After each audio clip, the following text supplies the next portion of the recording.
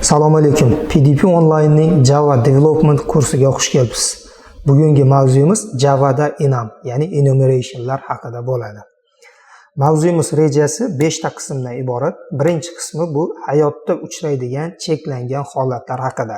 Ikkinchi qismimiz enum, ya'ni Javada enumni qanaqa qilib yaratamiz, uni qanaqangi o'ziga xosliklari bor, shular haqida bo'ladi. Uchinchi qismi metodlari, ya'ni enumda mavjud bo'lgan metodlar va ular nima ish bajaradi, shular haqida. Va keyingi qismimiz enum set haqida bo'ladi. Undan keyingi qismi, ya'ni oxirgi qismi rejamizni implementing an interface, ya'ni enumni interfeyslardan implement qilish, qanaqa qilib qilishlarini ko'rib chiqamiz. Xo'p, birinchi qismiga o'tadigan bo'lsak, rejani hayotda uchraydigan cheklangan holatlar. Biz bunaqangi holatlarga hayotda juda ham ko'p kelamiz, ya'ni oldindan bor bo'lgan holatlardan, variantlardan birini tanlashimizga to'g'ri kelib qoladigan vaziyatlarga juda ham ko'p duch kelamiz. Masalan, kafe yoki restoranga borganimizda o'sha kafeni menyusidagi bor bo'lgan biror bir ovqatni tanlashimiz mumkin bo'ladi. Undan boshqa o'zimiz xohlagan boshqa biror bir ovqatni ayta olmaymiz. Menyuda bor bo'lgan narsadan tanlash imkoniyatimiz bor. Undan boshqa imkoniyatimiz yo'q. Yoki bo'lmasam o'sha mobil operatorlarini biz abonenti bo'lmoqchi bo'lsak, bizga ular o'zida mavjud bo'lgan tariflar ro'yxatini berishadi. O'sha tariflar ro'yxatidan birortasini tanlashimiz mumkin. Undan boshqa narsani biz tanlash imkoniyati yo'q. O'zimiz xohlagan tarifni yaratib, o'shanaqa tarifga ulana olishimiz mumkin emas. Bunaqangi nimalar juda ham ko'p. Internet provayderlarining tarifi bor, masalan. Juda ham ko'p holatlar bor. Masalan, hayotimizda mana hafta kunlari bor. Hafta kunlari 7 ta. Uni biz 8 ta ham qila olmaymiz, kamaytirib ham qo'ya olmaymiz. Ko'paytirish imkoniyatimiz ham yo'q, kamaytirish. Demak, oldindan mavjud bu narsa. Biz o'sha oldindan mavjud bo'lgan variantlardan birortasini tanlashimiz mumkin. Qaysi biri kerak bo'lsa, o'shani tanlab olishimiz mumkin. Oylar bor, 12 ta oy, fasllar bor, masalan, qutblar bor yoki bo'lmasam mintaqalar bor, mana g'arb, sharq, janub, shimol, shunga o'xshagan. Demak, bular oldindan mavjud bo'ladi. Uni biz o'zgartira olmaymiz. Bor bo'lgan variantlarni o'zgartira olmaymiz. O'shalardan birortasini tanlashimiz mumkin. Bittasini, bir nechtasini tanlab ishlatishimiz mumkin. Lekin o'zimiz yangi shunaqangi narsa yarata olmaymiz.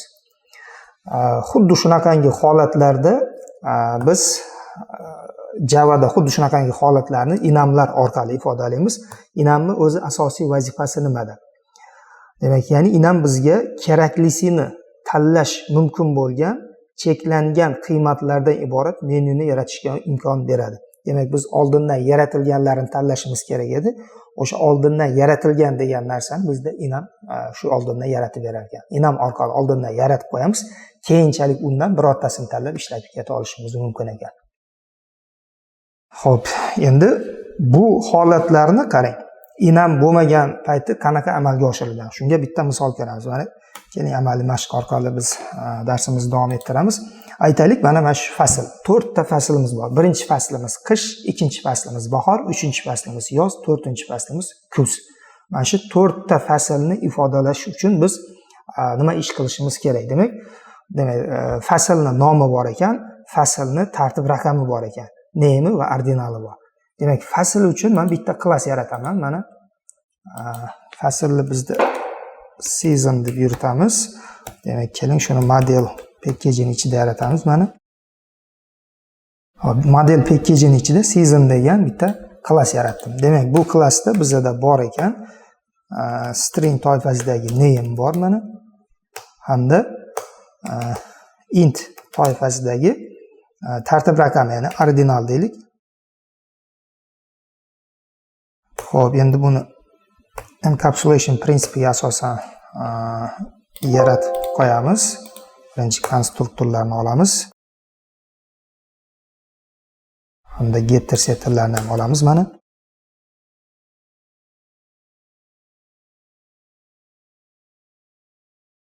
Endi toString ham olib qo'yamiz. Alt insert demizda. Demak, toString ham olib qo'ydik. Endi mana shunaqa holatda turibdi hozir. Endi men bundan foydalanmoqchi bo'lsam, men main klassiga o'tib, main metodini ichida undan obyekt olib ishlatib ketishim mumkin. Hozirgi oddiy holatimizda shunaqa. Endi keling obyekt olib ko'ramiz. Mana seasondan, mana qarang, seasondan obyekt olmoqchi bo'lsam, aytaylik shuni, keling birinchi winter deb nom beraylik. Teng new season deb olishim mumkin. Masalan, aytaylik bizda winter tartib raqami esa 1 ga teng, mana ordinali 1 ga teng bo'ladi. Mana shunaqa qilib men olishim mumkin obyektni. Xo'p, endi men bundan tashqari winterni hozirgi holatida nomini o'zgartirish imkoniyatim bor. Nomini qanaqa o'zgartiraman? Winter deyman, set deyman, name deyman. Masalan, qish o'rniga yangi new season deb beraman mana.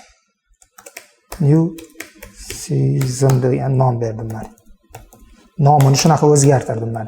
Hozirgi holatida, mana klasslar berishgan holatimizda uni nomini o'zgartirish mumkin. Aslida qishning nomi o'zgarmaydi, u qish har doim. O'sha qish fasli har doim qish fasli bo'ladi.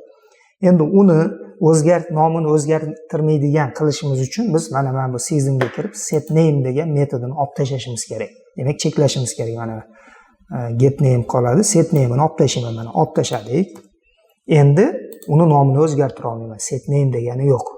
Lekin bizda shunaqangi vaziyat borki, hozircha men nomini, misol uchun endi ordinalini ham o'zgartirishim mumkin. Men printer.set ordinal degani bor men. U birinchi fasl bizda, ikkinchi, uchinchi, beshinchi bo'lib qolmaydi. Masalan, 15-faslda men berishim mumkin hozirgi holatda. O'shaning uchun men set ordinal metodini ham olib tashlayman. Seasonga kiraman, set ordinal degan metodini ham olib tashlayman mana. Bu oldindan belgilab qo'yilgan bo'lishi kerak ekan. Demak, oldindan belgilab qo'yilishi kerak ekan. Hozir ko'ramiz uni. Endi qarang. Xo'p, men buni imkoniyatini chekladik. Endi winterning o'rniga mana shu joyni o'zida ham yozishim mumkin. New season deb yozib qo'yishim mumkin. Mana qarang. Mana shu joyni o'zida ham men season deb olib qo'yishim mumkin. Demak, konstruktorni ham cheklashimiz kerak. Konstruktorni ham yo'q qilishimiz kerak bo'lyapti hozir. Agarda men konstruktorni yo'q qilib yuboradigan bo'lsam, u holda bundan obyekt yaratib bo'lmaydi. Obyekt yaratish uchun albatta konstruktor kerak. Endi nima qilishimiz kerak mana shu holatda? Shu holatda bitta ish qilishim mumkin. Men konstruktor hozir bizda e'tibor bergan bo'lsangiz, public turibdi mana. Publicni o'rniga private qilamanda, obyektni o'sha klassning o'zida olamiz. Ya'ni tashqarida obyekt olib bo'lmaydigan qilaman, ichkarida obyekt, ya'ni o'sha klassning o'zini ichida obyektini olib qo'yamiz. Buning uchun qarang, publicni o'rniga private qo'yaman mana. Endi bu tashqarida ko'rinmaydi mana. Mana bunaqa qilib obyekt olib bo'lmaydi. Demak, bu yoqda obyekt olib bo'lmasa, ichkarida olib qo'yamiz. Ichkarida olingan obyektni keyin bu yoqda chaqirishimiz mumkin bo'ladi. Buning uchun mana private qilib qo'ydik. Endi mana shu joyning o'zida undan obyekt olib qo'yishimiz kerak. Mana bunisi bizga kerak emas endi, chunki bu konstruktorni ishlatmaymiz. Mana. Xo'p, endi bu joyda obyekt olib qo'yish uchun biz toifasi mana season toifasida keling, mana shu tarafda olgan obyektini bu yoqqa ko'chirib qo'yaman. Mana shu obyektimni olaman, qirqib olaman. Obyektni endi tashqi boshqa klasslarning ichida emas, o'zini ichida olib qo'yamiz mana. Mana shu yerda olib qo'ydim men. Winter deb obyekt olib qo'ydim. Xuddi shunaqadan bizda 4 ta fasl bor, 4 tasini ham olib qo'yaman, e'tibor bering. Tak, winterdan keyin bizda xo'p, spring keladi mana. Spring deyman. Springdan keyin yoz keladi. Yozdan keyin esa kuz keladi. Spring deb qo'yaman mana. Shularni hammasini katta harfda yozaylik.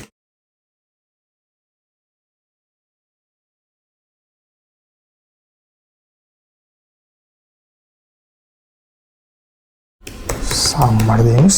Mana buni esa autumn. Xo'p, spring ikkinchi tartib raqami o'zi aslida 0 dan boshlanadi. O'shaning uchun 0 1 deb ketamiz. Mana 0 1 2. Endi men obyektni ichkarida olib qo'ydim. Endi men u obyektni olishdan maqsad undan foydalanish. Hozirgi holatida endi foydalana olmayman undan. qanaqa foydalanaman? Masalan, mana seasonning ichidagini olmoqchiman. Uni endi men obyekt olmoqchi bo'lsam, tashqarida olib bo'lmaydi. Ichkaridagilarni chaqirmoqchi bo'lsam, ichkaridagini men to'g'ridan-to'g'ri chaqira olmayman men. Public emasman. Season deymanda, mana qarang. Season nuqta deymanda, qarang chiqmayapti, yo'q. Endi bu yoqda chiqishi uchun uni biz public qilishimiz kerak. Oldiga demak, public qilib qo'yishim kerak. Endi public desam chiqadi, mana season deyman, nuqta deyman. Chiqmayapti mana public deyman. Chunki u obyektga tegishli, ya'ni statik bo'lmagan o'zgaruvchi. Endi uni klassga tegishli qilib qo'yishim uchun, ya'ni obyektga tegishli emas, u klassga tegishli qilib qo'yishim uchun endi static so'zini qo'yishim kerak. Public static demak, endi mana ko'rinadi mana. Endi bosadigan bo'lsam, mana winter chiqib kelyapti. Winter keldi mana. Winterni masalan aytaylik, season deyman, winter deyman, teng deyman. Endi mana shunaqa chaqirishim mumkin. Endi bu o'zgarmas, ya'ni o'zgartirib bo'lmaydi buni. Ya'ni bu o'zgarmas bo'lib qoldi. Endi uni o'zgarmas bo'lishi uchun biz final so'zini ham qo'shishimiz kerak. Public static final.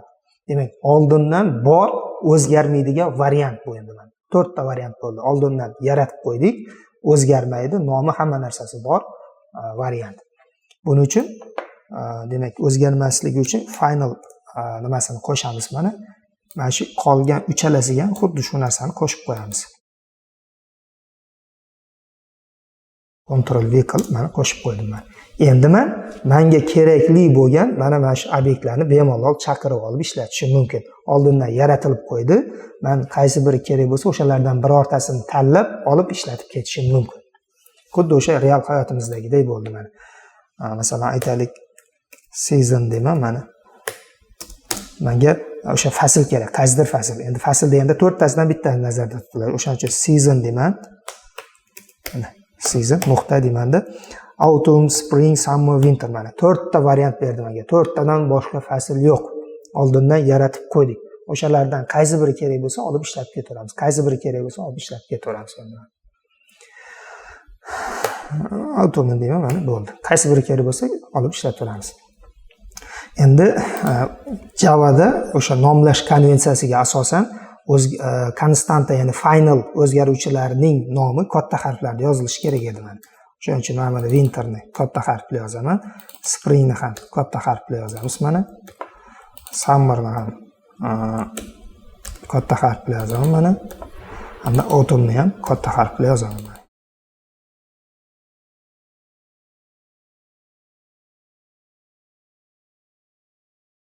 Endi bu tarafda men winterni chaqirmayman, control desam mana winter.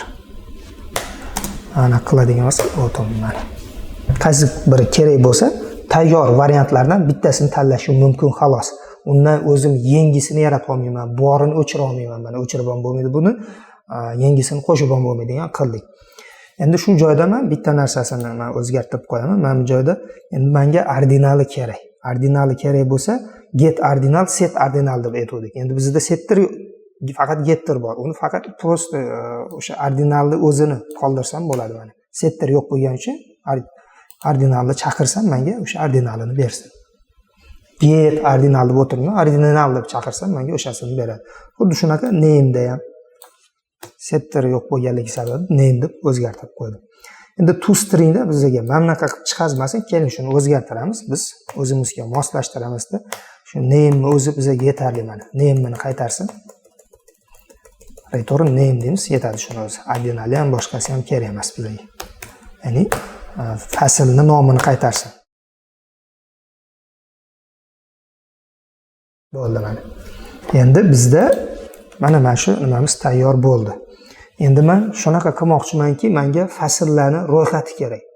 Fasllarni ro'yxati kerak bo'lsa, har bitta fasl uchun alohida obyekt olib o'tirmasdan, mana shu joyni o'zida bitta massiv qilib qo'yamiz. Massivning ichiga mana shu 4 ta faslni ham joylashtirib qo'yamiz. Qachonki bizga fasllar kerak bo'lsa, barcha fasllar kerak bo'lsa, o'sha fasllarni o'zini chaqirib olaveramiz.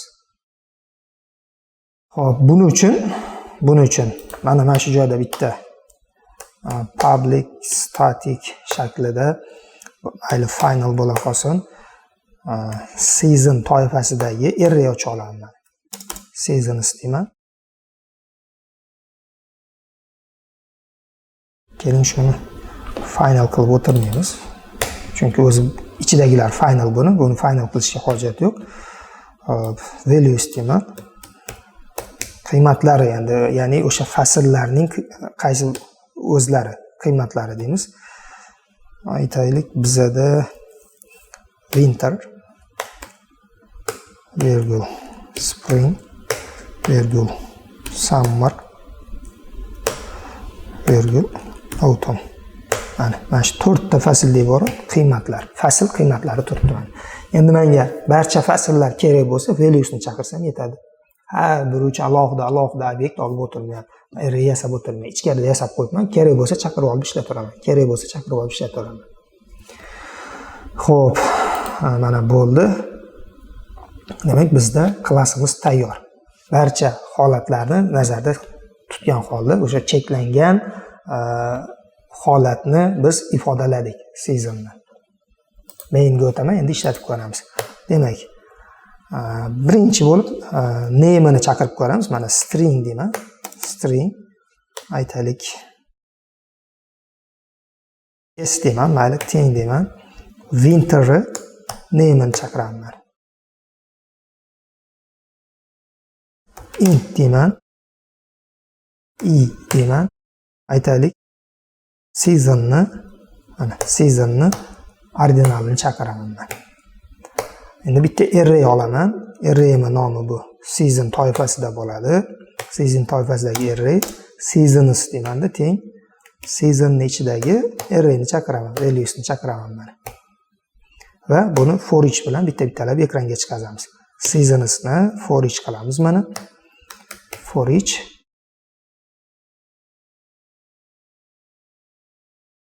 ekranga chiqazgiman season. Barchasini bitta-bittadan ekranga chiqazdik.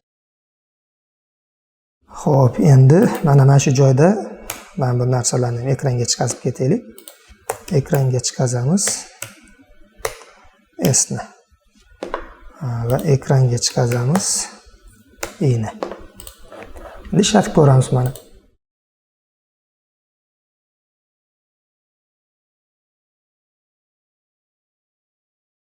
Demak, winterni chiqazdik, name'i mana tartib raqamini chiqazdik. Autumnni 3 bizlarda ordinalini chiqazdik, mana ordinal. Hamda biz endi mana bu value'larni hammasini chiqazdik. Nechta fasl bor bo'lsa, barchasini bizga chiqazib berdi mana. Demak, biz hayotimizda uchrab turadigan cheklangan holatlardan iborat bo'lgan variantlarni mana shunaqa tarzda amalga oshirar ekanmiz. Agarda enamni ishlatmaydigan bo'lsak.